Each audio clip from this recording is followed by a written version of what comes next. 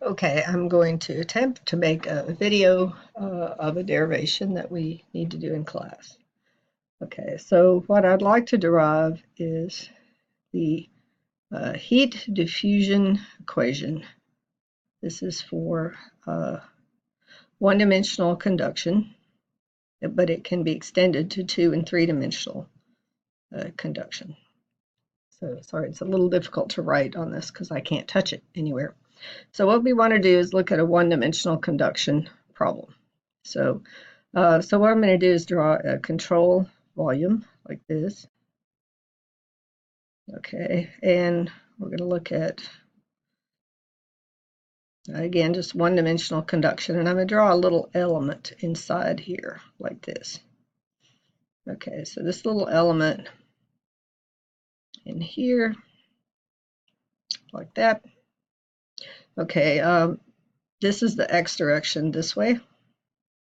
And so the width of this little element is going to be dx there.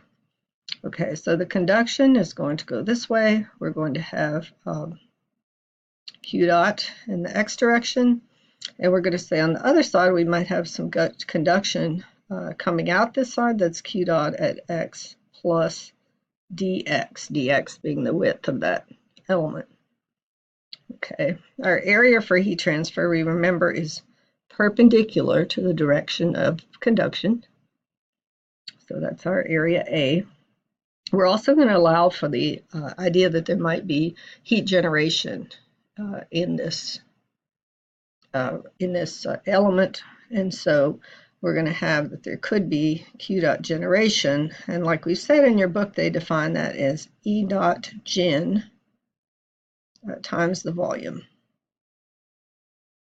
Okay, so heat generation per unit volume times the volume.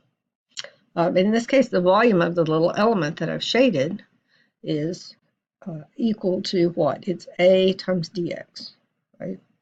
So we'll just go ahead and call that A times dx. That's going to give me the volume of that little shaded element that I have there.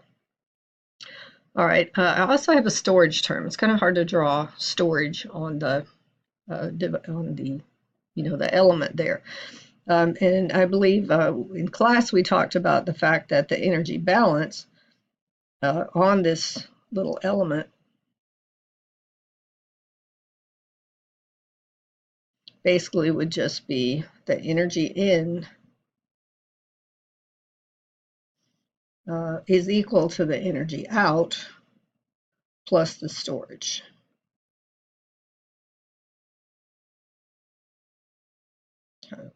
Okay. All right, so the energy in is we have conduction in through the left face, right? So the energy in is the conduction through the left face. Sorry, my writing is not too good. I'll get better. Plus the generation. Q dot. Let's put Q dot gen. And on the other side, we've got conduction. That's supposed to be an equals. Conduction out of the right face plus the storage term. Okay, so we got conduction out the right face plus the storage term. Okay, now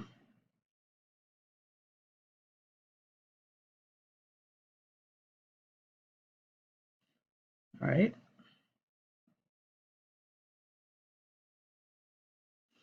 So, so how do we express that? Well, if we're looking at conduction heat transfer, we know that our Fourier's law for conduction is that Q dot X is minus K A dt dx.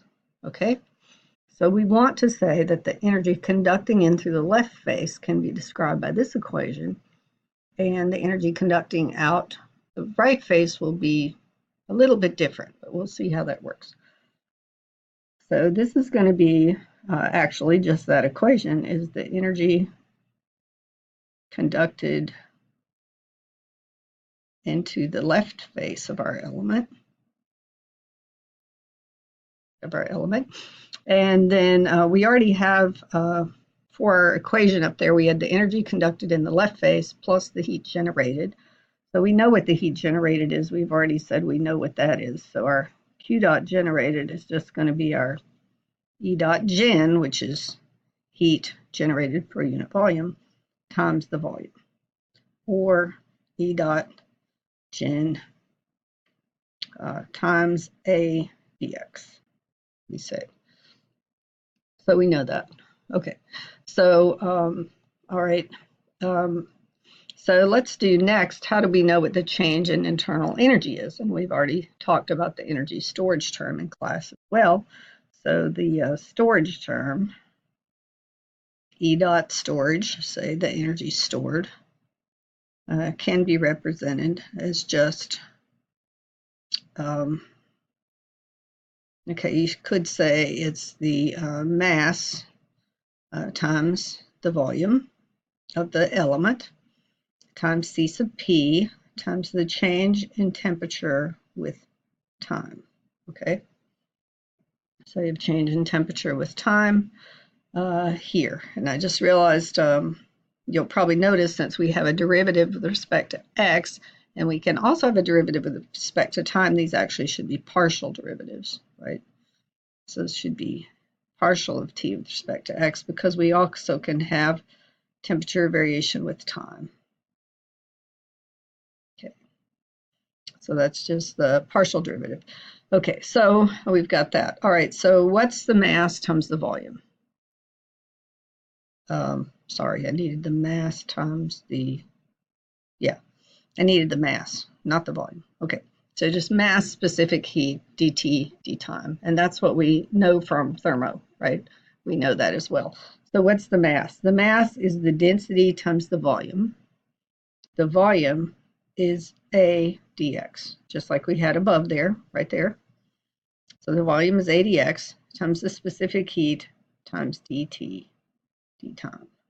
So that's my energy storage term. Okay, the next thing I need to have is the energy conducting out the right face. So this is a little trickier. So we've got Q dot at x plus dx. The dx is this incremental little tiny element. And so we want to know, how do we approximate the heat transfer at that face, the right face? So a way that you hopefully learn to do this in your numerical methods class is using something called a Taylor series. Okay, so Taylor series allows you to approximate, when you know one value, you can approximate sort of the next step, either in time or distance, right? So you can approximate that next step.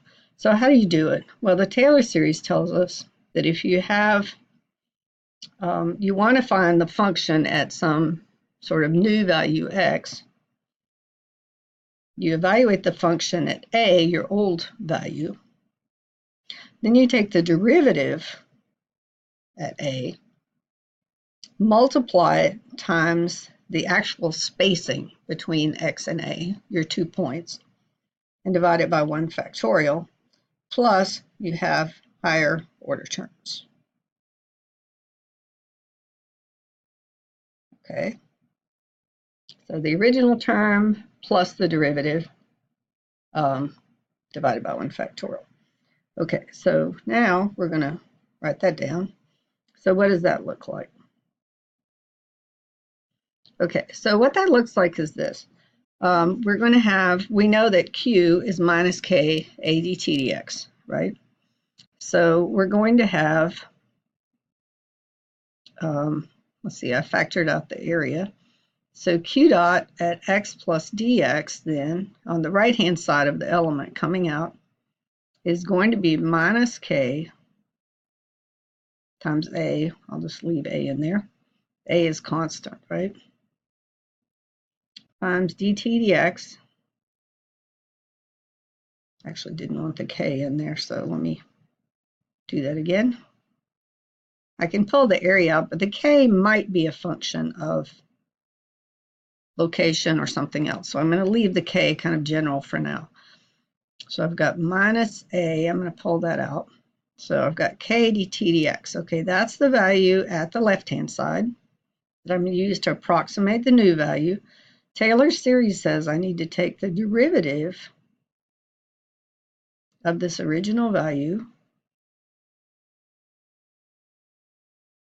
and then multiply it by the spacing, which in this case between, on either side of this element is just dx. So that's my spacing there like that. So that's my term for the conduction leaving the right-hand side. Okay, now if I want to put all these all these terms together to get finally my equation, what I'm going to get is what? So I'm going to have on the left-hand side minus Ka dt dx. That's my conduction entering. I've got my generation, E dot gen. Sorry about that.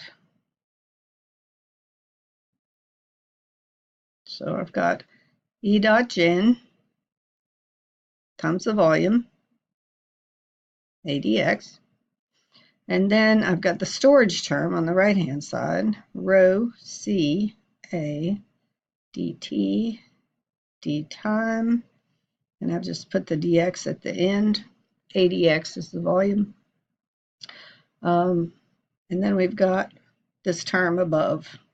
The conduction leaving the right-hand side is given by this term here, plus d dx, k dt dx dx.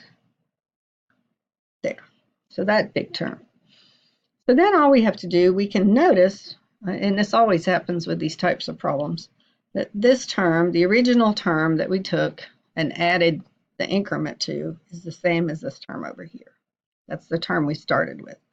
So those two are going to cancel out. So those two cancel.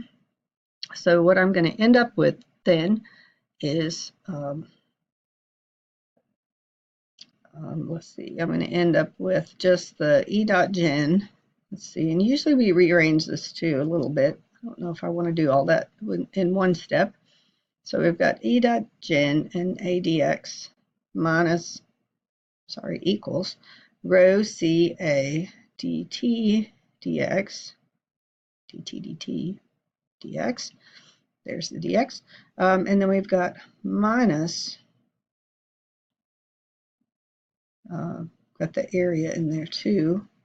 We've got K, I'll just pull the A inside, dt dx dx here, like that. And you can probably see that dx, one of the dx's cancels out. There's a dx everywhere. So that goes away, that goes away, that goes away. And let's see, the area appears in every term as well, right? So we can cancel those out as well. So if I solve in terms of this is going to give me dx of k dt dx plus E dot gen is going to equal to rho C dt dx dt, sorry, rho t dt dt dt d time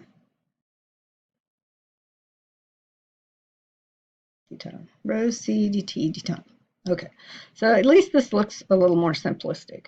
So we have, this is what our equation looks like. So kind of sadly, this is the general differential equation for one-dimensional conduction heat transfer here. And